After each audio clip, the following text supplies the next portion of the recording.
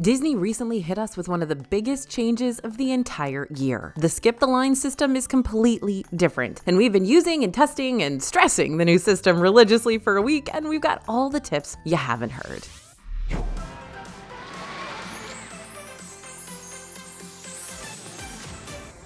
Hey everybody, it's AJ for Disney Food Blog. It's time once again for another Lightning Lane video where we take all your Lightning Lane nervous energy and transform it into shocking revelations that are going to save your entire trip. So, very quickly, let's sum up what on earth happened in Disney World that turned the Lightning Lane world upside down just recently. Well, Genie Plus is officially gone in Disney World, and Lightning Lane Multi-Pass and Lightning Lane Single Pass have taken their place. These new systems are quite similar to what Fast Pass Plus used to be back in the day, which was the free skip the line system that we had before Genie Plus, with a few key differences, one of which, now you have to pay for it. So, just to update you on the timeline, it was Fast Pass, then Genie Plus, now it's Multi-Pass. Got that? Good. The biggest change with this new system is that you can pre-book your Lightning Lanes before you arrive in Disney World. This includes getting to see the times you can experience certain attractions ahead of time, so you'll know exactly what you're getting with your purchase, as well as the opportunity to purchase Lightning Lanes for more than one vacation day, all at one time. A lot of the stuff we're going to cover in today's video might sound pretty overwhelming if you're not super comfortable with all the multi-single pass basics just yet. So if you want a digital multi/single pass cheat sheet to help you paint a clearer picture of just how this service works, we got a free one waiting to send your way. All you got to do is scan the QR code you see on the screen now, or head over to disneyfoodblog.com/multipass after this.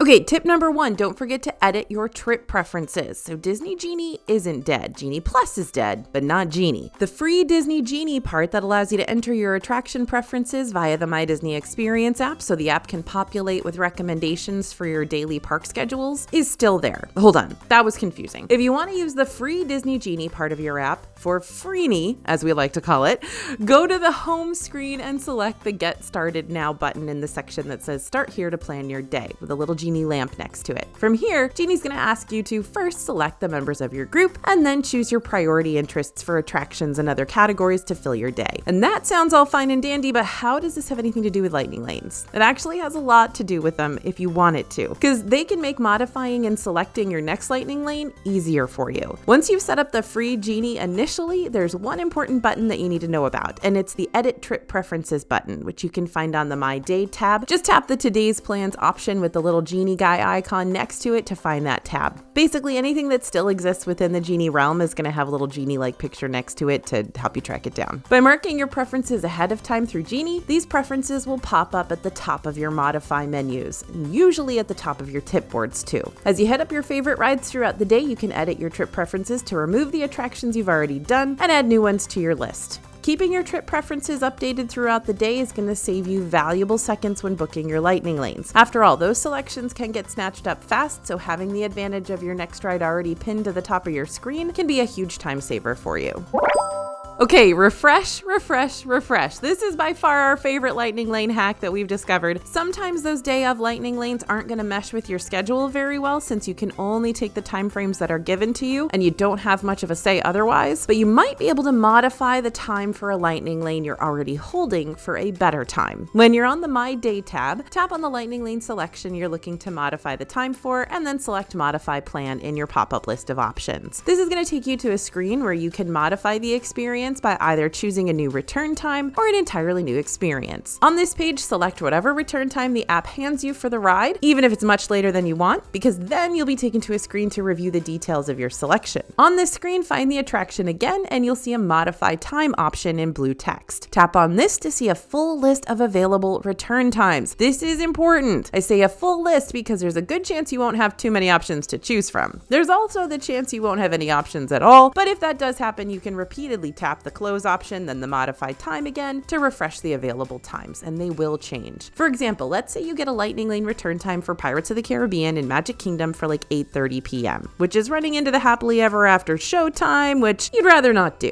You can select this Lightning Lane anyways, whether you're happy with the return time or not, and then choose to modify the time for this ride just to see if you can get a return time for any earlier if one happens to pop up. After all, you're not the only person changing up their Lightning Lanes during the day, so one person's discarded return return time could be another person's last minute treasure. Your selections are only saved for 5 minutes, but you can continue to refresh the available times until then. And even after the 5 minutes run out, you can simply back out and try again with 5 more minutes back on the clock. Though if you're still coming up dry after 5 minutes, I don't think I'd waste too much of my park day doing this over and over and over again, unless you're just waiting in a ride line and need a way to pass the time. I personally have done this sort of thing to get the one ride I really wanted. If I'm just waiting in line, I'll keep refreshing and modifying. All in all, this was the easiest and quickest way that our DFB reporters were able to find new return time selections when they weren't happy with the ones they were holding onto. And the best part about this strategy is that you can try it out without the risk of losing your current selection. As long as you don't fully confirm your change, you'll still get to keep whatever you're already holding onto. So how do you get Magic Kingdom Lightning Lanes cheaper? Oh, a lot of you guys in the comments were really concerned when you first saw these new Lightning Lane prices drop, since a multi-park Lightning Lane option wasn't available like there used to be with Genie Plus. But that doesn't mean you can't park hop and use Lightning Lanes for multiple parks on the same day. So here's how it's done. When you're making your 3 Lightning Lane selections in advance, you can only book said selections for 1 park at a time. But once you actually redeem one of those selections on the day of your park visit, you can choose another multi-pass experience for any of the other parks as long as you have a park hopper add-on with your ticket. Here's an example. Let's say I want to park hop from Animal Kingdom to Magic Kingdom. All of my pre-selected Lightning Lanes are going to need to be for Animal Kingdom, since that's the park I'm planning on using Lightning Lanes at first. When I get to Animal Kingdom and I scan my first Lightning Lane for the day, probably for Navi River Journey, I can immediately book another Lightning Lane for any park I want to visit next. So that means I can snag a Lightning Lane for Many Adventures of Winnie the Pooh and Magic Kingdom if it's still available. Notice how I said if. If is the key word here. The downside of using Lightning Lanes while park hopping is that Lightning Lanes can and will book up. So if you're not using your first Lightning Lane of the day till like 10 a.m., you might find that the LL Pickens leftovers at Magic Kingdom are slim. That being said, your ability to park hop with Lightning Lanes can also save you money on your multi-passes. Each of the parks has variable pricing, meaning the prices change daily depending on demand. Typically, Animal Kingdom is going to have the cheapest Lightning Lane prices, averaging around $18 per day per person, while Magic Kingdom is going to have the highest prices, averaging around $29 per day per person. If you book your first pre-selected Lightning Lanes for Animal Kingdom, then you're going to pay the Animal Kingdom price point even if you park hop to Magic Kingdom. So you pay the lower price point, you ride one ride in Animal Kingdom, and then you hop over to Magic Kingdom and use the rest of your Lightning Lanes there. There's also a chance that after you scan in your first Animal Kingdom Lightning Lane, you can choose to modify the other 2 pre-selected Animal Kingdom options to make them Magic Kingdom selections. And you still won't have to pay the difference between the 2 parks. So it's a little bit of a gamble because you might not have a lot of Lightning Lanes left in the next park if you don't get over there pretty quickly, but $11 is $11. Okay, you're going to want to view the selections before you commit. Something that was super frustrating about the old Genie Plus service was the whole paying a pretty penny for those Lightning Lanes and then blindly trusting that you'd get the Lightning Lanes you wanted. While in some situations, yeah, that's exactly how it worked. Other times, like the busiest times of the year, you might wind up booking one Lightning Lane that you really wanted, but getting the bottom of the barrel for the remainder of the day. The good thing about MultiPass is that you're not only guaranteed 3 of your priority Lightning Lanes, but you can also scan all the current Lightning Lanes available before you commit to buying. Hypothetical scenario time. Let's go to Hollywood Studios for this one. Let's say it's finally the day when I can start purchasing and making my multi-pass pre-selections. The pre-selection process starts at 7 a.m., 7 days before your resort check-in if you're staying at a Disney-owned hotel, or 3 days before your visit if you're staying off property. Now, before 7 a.m., you can start investigating your options and go through most of the pre-selection process ahead of time. Then you can just tap through to the final screen once the clock strikes 7 to lock them in. That's a really important piece that you can start looking through those before 7 a.m. Huge deal. Saves you lots of time, maybe gives you the edge on locking in those Lightning Lanes. This is also a nifty feature because you can look over the selections and decide if what's left over at the moment is really worth spending your money on. So if I'm looking to book pre-selections for Hollywood Studios and my pre-selection process can begin 3 days out, since I'm staying as an off-property guest in this scenario, I might find that a lot of those priority Lightning Lanes of mine have already been swiped up by Disney hotel guests who were able to start making selections earlier than I could. So that could mean I'm not finding Slinky Dog Dash or Mickey and May's Runaway Railway or Smuggler's Run, or maybe I'm finding that my earliest Lightning Lane return times are all going to be later than I want them to be. I'm not saying that's always going to be the case, but it could be the case. But that's why being able to look over everything before you buy is really nice, because you can feel good about your purchase and not feel any buyer's regret later on. Or you can have peace of mind about denying the service if you know it wouldn't have played out in your favor anyway. Okay, you're going to want to book these rides first. Okie dokie. Let's say you've got all those top tier multi-pass ride selections at your disposal. If you're going to prioritize one top tier pre-selection for each of the parks, which do you choose? For Magic Kingdom, Tiana's Bayou Adventure is still the hot commodity right now and will more than likely continue to be so, especially while it's still using a virtual queue system. So I definitely make that my number one priority, but keep Peter Pan's Flight as my number two priority since the wait for that can be grueling for such a short yet super cute dark ride. For Hollywood Studios, Slinky Dog Dash is a must get for us. Not only do those lightning lanes get swiped up fast, but the standby queue for this coaster is one of our least favorites to wait in across all of the Disney World parks since it tends to be really long, really hot, and really boring. But not everyone's going to want to prioritize this family-friendly coaster if a group is more keen on the big thrills of Hollywood Studios. So if your group is more of the adrenaline-seeking type, consider booking Rock and Roller Coaster first thing instead. And for Epcot, both Frozen Ever After and Remy's Ratatouille Adventure are solid top-tier options to choose since both of these are actually really the only rides that rack up majorly intimidating waits in the first place. Soarin' Around the World can have lengthy waits during the afternoons, but for the most part it also has its less busy times of the day. More than likely you'll still be able to snag a lightning lane for this one on the day of your visit after you scan into your first ride. While Animal Kingdom doesn't have any tiers that you've got to worry about, I'd still recommend prioritizing Na'vi River Journey as one of your pre-selected multi-pass options, since both rides over in the Pandora section of the park are the most popular attractions. And after Na'vi, maybe grab a lightning lane for Kilimanjaro Safaris. For reals though, Animal Kingdom is a park that doesn't really desperately need lightning lanes for its rides unless you're visiting during a peak season time. Just something to mull over before you commit one way or another. And since we're on the subject, you do not have to purchase multi-pass for every single day of your Disney World trip if you don't want to. In Disneyland, if you pre-purchase multi-pass, it automatically applies to each of your park ticket days, but in Disney World, you're still free to pick and choose what days you want to add a multi-pass for, meaning you can save money and skip including the service on the days you don't think you're going to need it.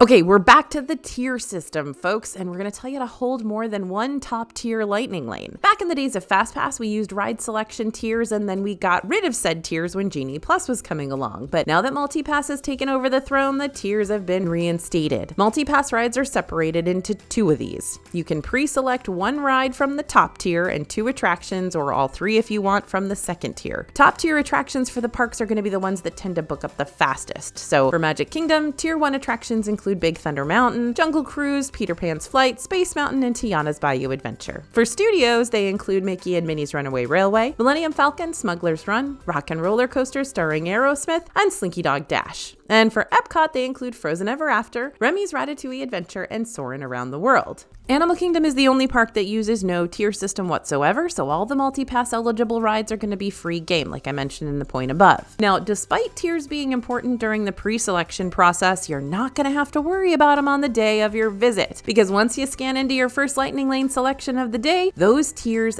disappear. That means you can select whatever lightning lane you want that's currently available on the day of your visit, regardless of its status. Examples are the best, aren't they? So let's give you another one of those.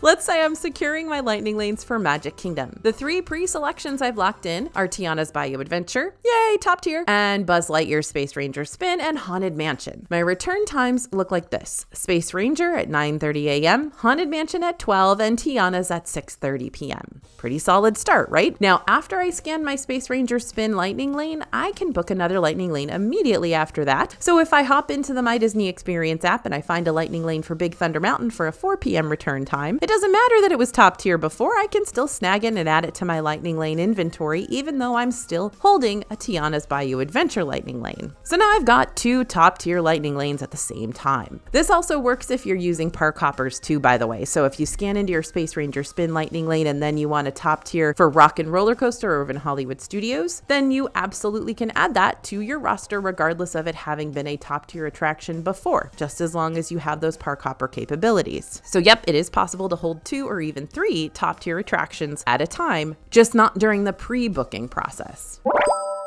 Ooh, now here's a really good one. Here's how to experience back-to-back premium rides. If it's illegal to talk about this lightning lane hack, then cut me off and lock me in the brink because I'm about to spill the beans. As you may already know, Disney World's more popular / newest rides only allow you to use a virtual queue or lightning lane single pass to ride, meaning you'll have to try your luck at snagging a virtual queue spot or pay to ride the attraction. If you're not super familiar with the virtual queue setup, no worries. We've got a whole post on our DFB site talking all about it. To find it, just type in Disney Food DisneyFoodBlog.com plus virtual queues into your Google search engine, and we'll pop up at the top of the page. So for the sake of experimentation, we decided to do both for Guardians of the Galaxy Cosmic Rewind and Epcot because we really, really love that coaster and we really, really love experimenting. And what we found out was surprising. The Lightning Lane single pass we purchased was able to be redeemed between 9 and 10 a.m. And the virtual queue boarding group we were placed in had an estimated callback time of 9:16 a.m. So it was right in the middle of our Lightning Lane return time. In the past, the Genie Plus system didn't allow for overlapping plans like this, but it seems like that rule's been thrown out the window for now. This meant we were able to scan into our Lightning Lane and ride just fine, and then turned right back around to scan in for our virtual queue for a second go. Did our stomachs hate us? Yes. Was it worth it?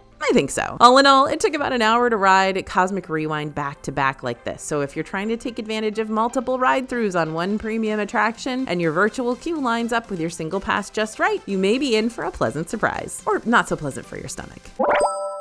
Another nice thing about the new multi/single pass service is that you can pre-purchase both of them at the same time. With Disney Genie Plus and individual Lightning Lanes, it was this whole balancing act where you could purchase Genie Plus at midnight on the day of your visit, but you couldn't purchase individual Lightning Lanes till 7 a.m., but that was only if you were a Disney hotel guest, yada yada yada. I'm not going to go in depth on all of that. This is a confusing enough video as it is, and that's a thing of the past now. For multi-pass and single pass, you can complete your transactions at the same time ahead of your trip, which is way less of a headache. But here's my big word of advice for you when it comes to all that. Don't let your single passes get in the way of your multi-passes. Here's what I mean. Let's say I'm in Magic Kingdom and I decide to go all out in a Lightning Lane blaze of glory. I pre-select 3 multi-passes, plus I book 2 single passes for Tron Light Cycle Run and Seven Dwarfs Mine Train. P.S. You can only hold up to 2 single pass Lightning Lanes per day. Just a quick heads up. When all is said and done, my schedule looks like this. We've got Many Adventures of Winnie the Pooh at 9:30 a.m., Seven Dwarfs Mine Train at 12, Tron at 2, Pirates of the Caribbean at 3:30, and Peter Pan's Flight at 7.